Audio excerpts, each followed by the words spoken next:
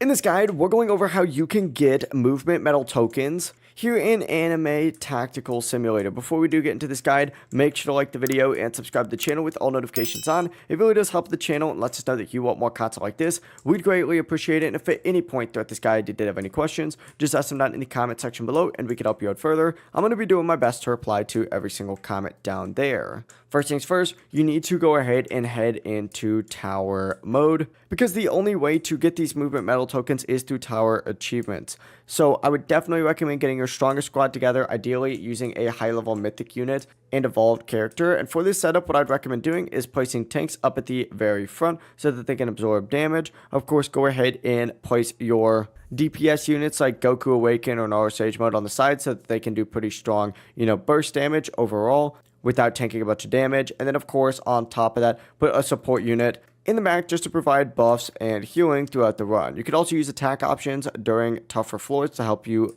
have your team push further. And as you climb the tower, you'll unlock movement metal tokens by hitting milestone achievements. Floor 10 is going to be your first token, 25 is going to be additional tokens, 50 is even larger rewards, and 100 is for the biggest token payout. And these can be used to unlock movement upgrades, which obviously help you and your units move faster and clear stages a lot more efficiently, giving you a big advantage for farming and leaderboard runs. If you're trying to progress even faster, make sure to redeem any active codes for free gems and summon stronger units, and of course join the games group for even more bonus rewards. If you did have any questions, just ask them down in the comment section below and we can help you out further. I'm going to be doing my best to reply to every single comment down there.